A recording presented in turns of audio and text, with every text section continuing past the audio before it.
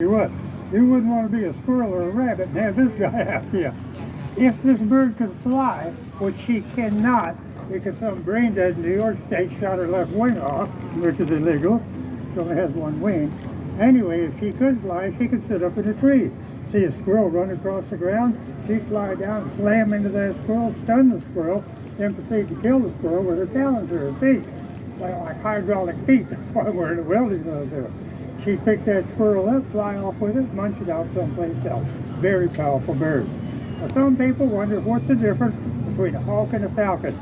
Well, a falcon is what they call the Jimmy Johnson of the bird world. That's a NASCAR race, I'm not into that. They have actually clocked the peregrine falcon at over 200 miles an hour in a dive. If you guys were ever looking up in the air and you see a pigeon explode, that's a falcon. They're like an air-to-air missile. They like to take out other birds in mid-flight. This bird here will eat other birdies, but he prefers squirrels, rabbits, woodchucks, something a little more meat to it there.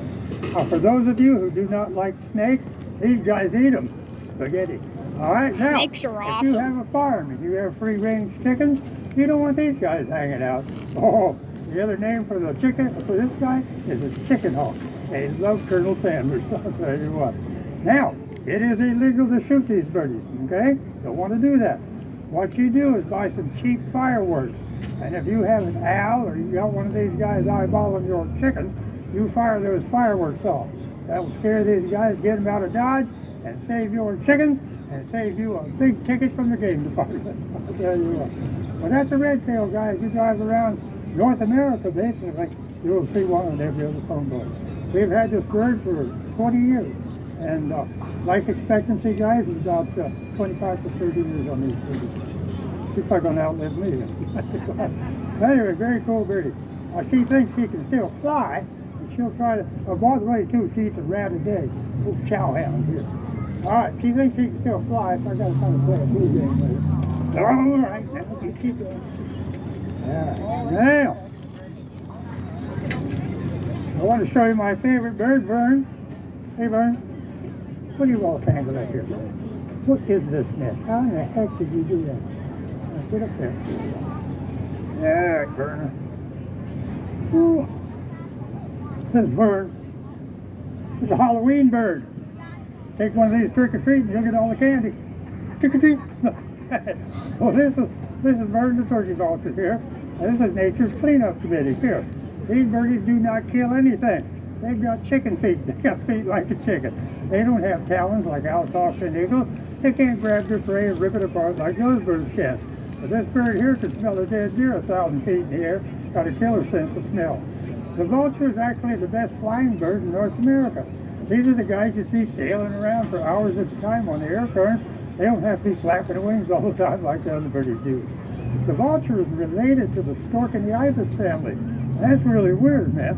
Storks and ibises are the beautiful wading birds you see. We just say Vern, he's a weird uncle from California. All right, we've got two kinds of vultures here in North America. Most common is this guy, the red-headed turkey vulture, but there's another one that has a solid black head you don't see quite as often. Now these guys will eat stuff that would kill us in a minute. Me and you went out and started chewing on a dead deer, we're gone. E. coli, botulism, salmonella, we're dead. These guys eat that stuff that would not bother them a bit. Now these birds do not make a nest in a tree. They make their nests on the ground. They like to find a cave or an old abandoned barn. They'll have 2 to 3 eggs. Baby vultures are pure white puffballs. As they get older, they look like old birds here. Okay? Now a couple of years ago, I had a rattlesnake bite me in the finger.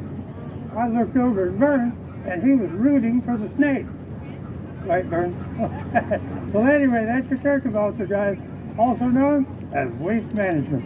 Now, they are migratory. They go south in the winter, blow back here in the springtime to clean up all of those things. We've had Vern for 22 years, all right? Now, if you are driving around Pennsylvania and you see a bunch of turkey vultures munching out on a dead animal, slow down. These are big birds. It takes them a while to take off. And if they get excited, they throw up. And if that gets on your car, kiss your paint job goodbye. All right. Yeah, he's a good old boy. I like old Vern. You got a personality. This guy does. All right, let's put old Vern back and see what else we can get into. Come on, Vern. There you go, Vern. Snake time, I think. No biting. No. Hey. That beak is like a meat cleaver, I'll tell you what. They like fish. And you can give that bird a trout, put it in it, and you come back in an hour, every little bit of meat is gone. Just a skeleton. Unbelievable. I got scars to prove it. All right, now, cats. We used to get a lot of throwaway cats. Oh my gosh, get all kinds of stuff there.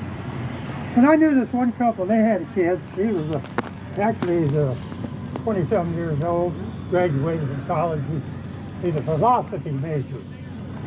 Last I seen, there's not much internet looking for philosophy majors, I'll tell you what. But anyway, this kid drove his mother crazy. Mommy, I want a pet, please. Give me a pet, I'll do anything, man. I'll mow the garden, I'll wash the car, I'll clean my room, I'll do anything. I'll even pay you back, Mommy, as soon as Biden sends me that $20,000 for my rebate check. All right?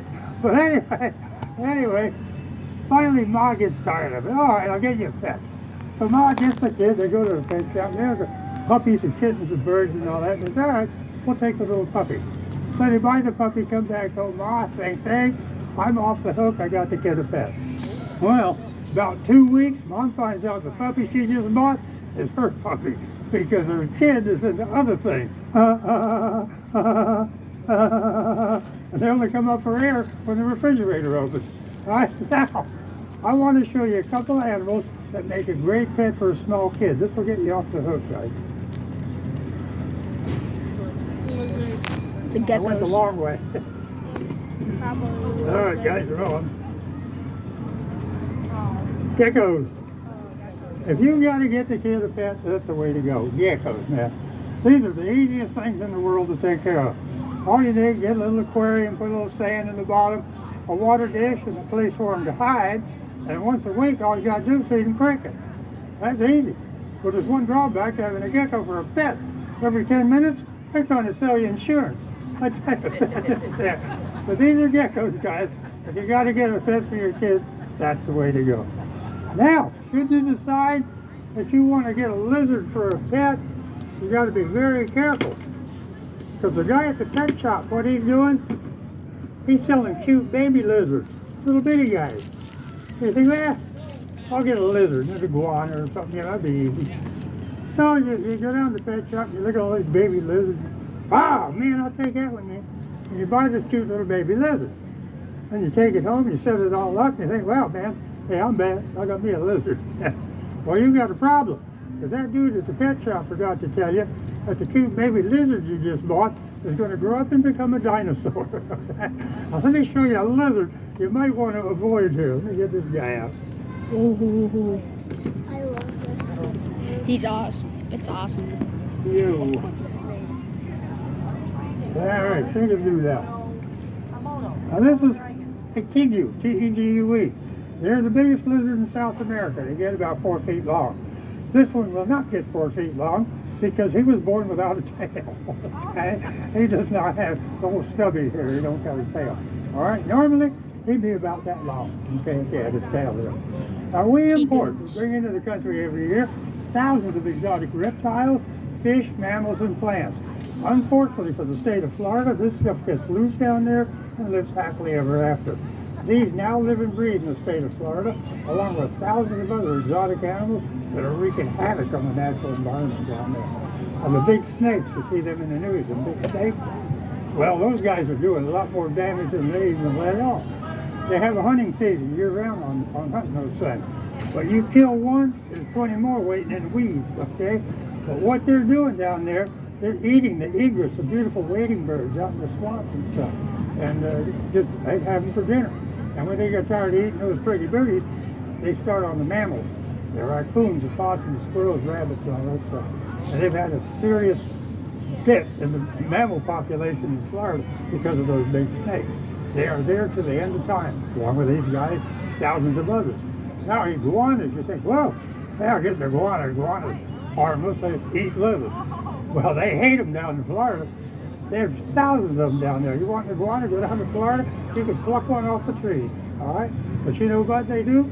They climb up in the trees and they eat all the beautiful songbirds, eat their eggs and stuff. And they get tired of that, they come down and have a salad. They eat all the beautiful tropical plants. That's how they feel about iguanas in South Florida. Well, that's what happens when this stuff gets loose. Fortunately, here in Pennsylvania, winter comes. These boys ain't going to survive winter. We're fortunate there, but that's a big deal. Now, people will look at this lizard. A lot of people think, wow, that thing's poisonous, man. That's a venomous lizard, man. That thing take me out, man. Hand me the shotgun, Martha. I'm going to take it out. Okay? Well, we only really have two really venomous lizards in North America. They're found out west. First one's called the bearded lizard. Okay? Next one is called a Gila, spelled G-I-L-A, found in Arizona, New Mexico, and Nevada. I'm going to put old Stubby here away. I'll get a Gila monster. I'm going to show you what that's all about. Gila monster. Yeah.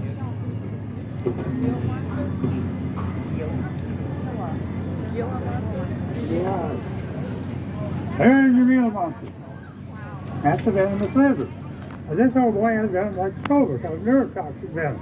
But he doesn't have fangs like a rattlesnake or copperhead there. He's got razor-sharp teeth. His venom is in the saliva there. He's a meat eater.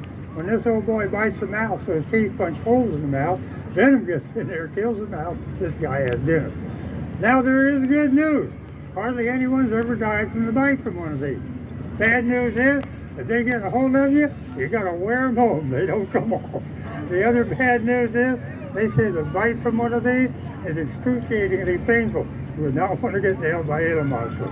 Now people look at a venomous lizard or a venomous snake, and they think, what good is that stuff? Man, that stuff, it hurt me, man. It ain't no good. Well, believe it or not, these guys benefit us in ways you never believe. Pharmaceutical companies study venom on a regular basis. All right? Everything from scorpions to cobras. In the venom of this lizard, they found an element that regulates your blood sugar. Okay?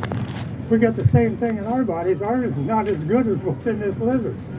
Pharmaceutical companies, they reproduce that synthetically and put it into a treatment for type 2 diabetes.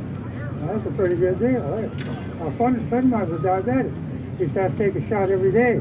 Now, thanks to this lizard, only got to take a shot once a week. That's a pretty good deal. Now, copperheads, we got right here in Pennsylvania. You think, oh, copperhead.